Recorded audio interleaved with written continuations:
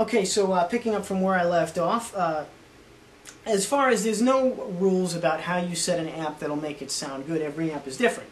I'm sure you've heard that before. What I usually look for when I'm setting up an amp, when I'm trying to get my tone, is I look for what I call a rounded sound. And that's like an all-purpose kind of tone, where I've got a chunk from my wrist.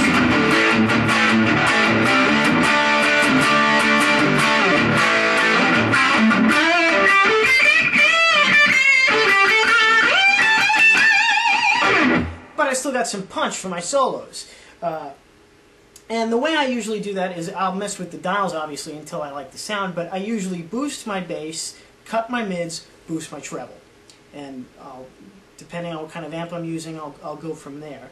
And with some amps, you may have to cut the bass or cut the treble or boost the mids. It all depends. I recently had an experience with a 5150 amp, you know, the Peavey 5150, in Roxy Rehearsal Studios, where I play with my band, we rehearse, where I had, if you played a 5150 amp, you know that on the lead channel, the distortion you get is crazy. And that's what I mean by not needing it all the way up. When you turn the gain knob all the way up on that, you get nothing but noise and completely saturated sound. So I put my gain knob probably at less than half when I play through a 5150. But I had plenty of distortion, but I went for some harmonics and I didn't get them. I knew I hit them, but they weren't coming through the amp, and that's because of the way the tone was set up on that amp. And that amp was a little bit beaten up. You know, people in some studios, they just kick the equipment around, they don't care. But and I had to mess with the settings a little to get those harmonic sounds. So that's what you want to do if you're having trouble getting your harmonics through the amp, and you know your technique is good. That's the key. You just look for those harmonics, play them, let one ring, and mess with the dials on your amp or on your distortion box, whatever you're using, until those are ringing clear, but without giving you so much high end that it's wrecking your tone. And it's not all high end, but that's I mean, I'm not sure what else to say on that. It's one of those things that you just want to play with, experiment with. Make sure your technique is good, and then experiment with the settings on your amp or on your distortion box. Personally, I never use distortion boxes because, you know, if you ever get a taste of really nice gain through an amp like a Peavey or a Soldano, which I've come to really like lately, they're all tube amps and they sound amazing. They just sound so much better than any distortion box ever will.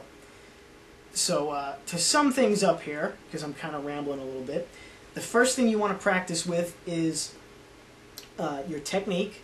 Make sure you can get those harmonics. I mean, you may have to, you know, do this to hear them, but make sure you can hear them without your amp. Then plug into your amp. Set the distortion, depending on what kind of amp you're using. If you're using a tube amp, back that distortion off a little. Trust me, you'll thank me for that one. And I might talk about that in another video. And set your tone settings so that you can facilitate the harmonics. You don't want to rely on your distortion or your amp for the harmonics, but you can bring them out in the tone so they'll ring clearly. And it all comes down to experimentation. With harmonics, a lot of it is experimentation because it's not as simple as just fretting a note and picking a string. Everybody's technique is a little bit different. And my next video will concern harmonic technique. So when you're done with this one, maybe you might want to watch that one. A little series on harmonics that I seem to be doing here.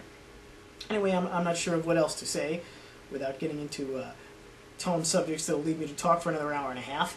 So I'm going to leave you with that. Practice, and if you have any more questions, feel free to contact me. See you next time.